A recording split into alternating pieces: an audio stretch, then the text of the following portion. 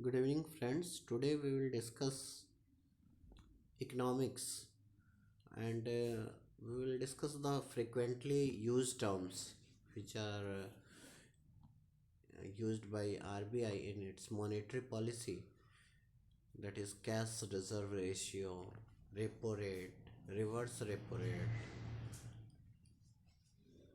SLR, MSF, etc.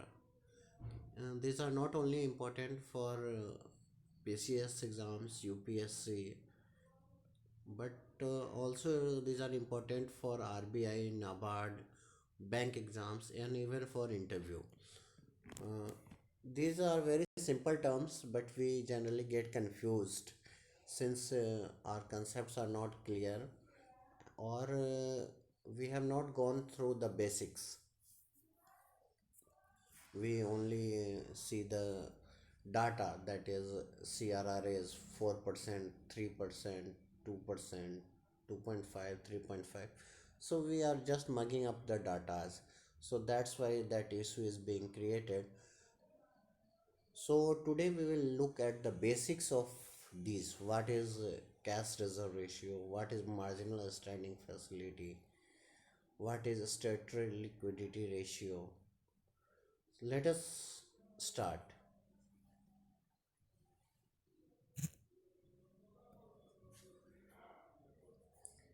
First is cash reserve ratio.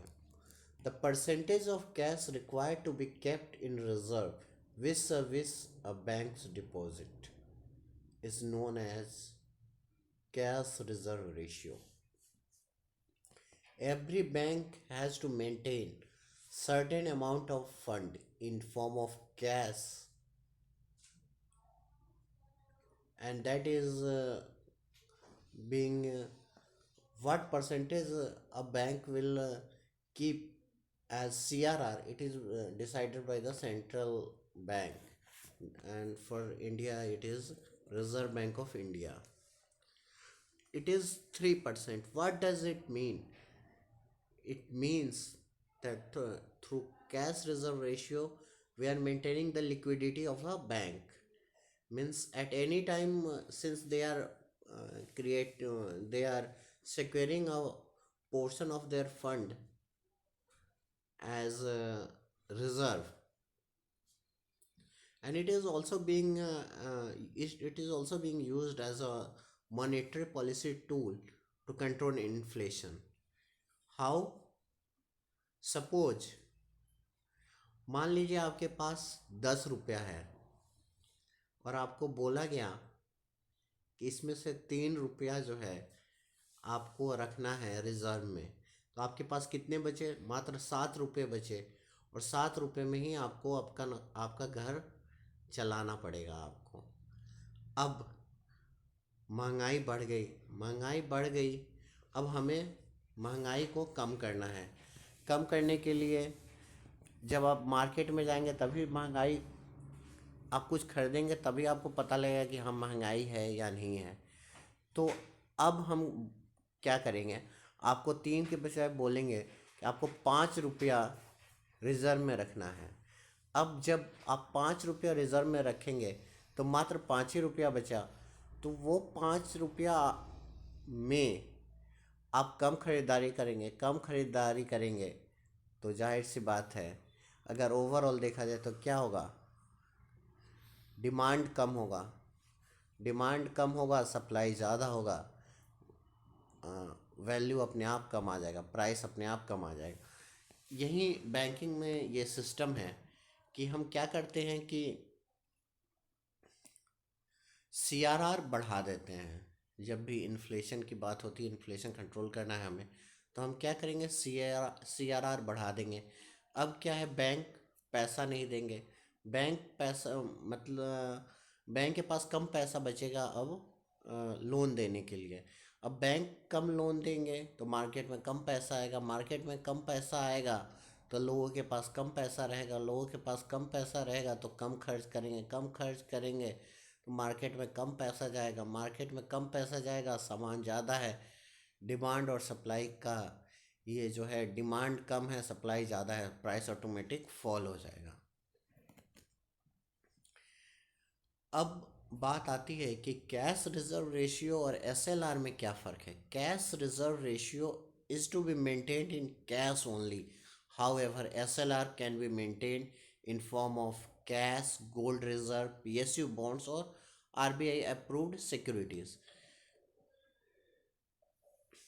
Basically, cash reserve ratio and SLR both are being used as a reserve fund, and both are used to monitor the control the to control the expansion. Suppose आज महंगाई ज़्यादा है तो हमें क्या करना पड़ेगा, cash reserve ratio और एसएलआर घटाना पड़ेगा या बढ़ाना पड़ेगा। जाहिर सी बात है हमें बढ़ाना पड़ेगा, क्योंकि हमें मार्केट में पैसा कम देना है, बैंकों के पास पैसा ज़्यादा रखना है। तो मार्केट में पैसा कम कब जाएगा, जब बैंकों के पास पैसा ज़्यादा रहेगा। बैंकों के पास पैसा कब ज़्यादा रहेगा, जब कैश रिजर्व रेशियो और एसएलआर ज़्यादा रहेगा।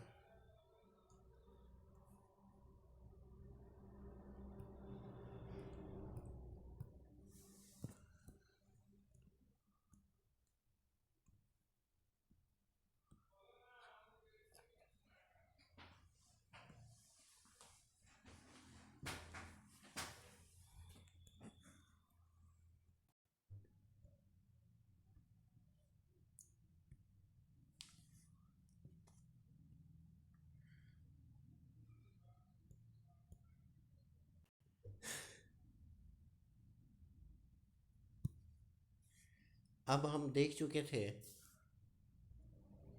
कैश रिजर्व रेशियो जो है वो उसका अभी आरबीआई के अनुसार कितना परसेंट रखना है, 3%। एसएलआर कितना है, 18%। अब हम बात करेंगे रेपो रेट की। अगर हम बात करें repo rate, rate at which central bank of country lends money to commercial bank in event of any shortfall of funds. अगर मान लीजिए बैंकों के पास फंड कम हो जाता है तो वो आरबीआई से बोरो करते हैं, और आरबीआई से जिस रेट पे बोरो करते हैं उसी को हम रेपो रेट कहते हैं। रिवर्स रेपो रेट जस्ट इसका अपोजिट होता है। जब बैंकों के पास एक्सेस पैसा है तो वो आरबीआई के पास जमा कर देते हैं, और आरबीआई को जिस रेट पे जमा करते हैं वो क्या होता है, रिवर्स रेपो रेट होता है। रिवर्स रेपो रेट हमेशा कम होता है, रेपो रेट हमेशा ज़्यादा होता है। आज के डेट में रेपो रेट कितना है, 4% है। रिवर्स रेपो रेट कितना है, 3.35% है। अब हमें इन्फ्लेशन कंट्रोल करना है तो हमें रेपो रेट घटाना पड़ेगा या बढ़ाना पड़ेगा। अगर रेपो रेट घटाते हैं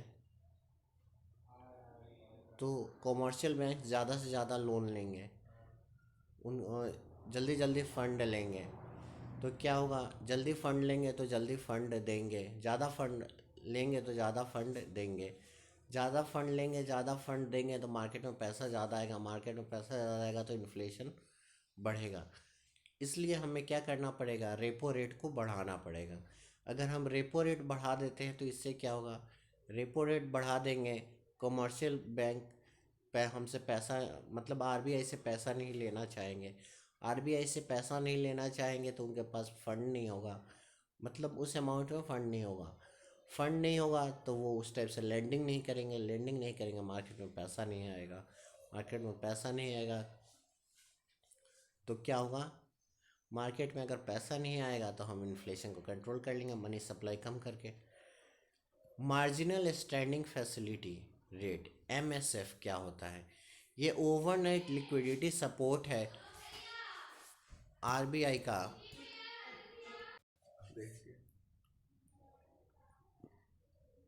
मार्जिनल स्टैंडिंग फैसिलिटी, ये overnight liquidity support provided by RBI to commercial bank with higher interest rate over the repo rate है। ये ओवरनाइट फैसिलिटी है, एक रात के लिए बस ये फैसिलिटी है। आरबीआई जो कमर्शियल बैंक्स जो चाहें आज रात के लिए पैसा ले सकते हैं। Bank rate, rate at which central bank of India, central bank of the country lends money to the commercial bank in event of any shortfall of funds। अब आप बोलेंगे रेपो रेट और बैंक रेट में क्या फ़र्क है। Repo rate क्या है, शॉर्ट टर्म के लिए है, और बैंक रेट क्या है, लॉन्ग टर्म के लिए। रेपो रेट में भी आरबीआई जो है कॉमर्शियल बैंक्स को मनी लेंड करता है, बैंक रेट में भी सेम थिंग है कि वो कॉमर्शियल बैंक्स को लेंड करता है। लेकिन दोनों में अंतर इतना है कि रेपो रेट जो है शॉर्ट टर्म के लिए है और बैंक रेट जो है वो लॉन्ग टर्म के लिए है। अब आप याद कैसे रखेंगे, रेपो रेट शॉर्ट टर्म के लिए रुपीज़ हमेशा लिखते हैं RS, ऐसे ही है repo rate short term, bank rate long term.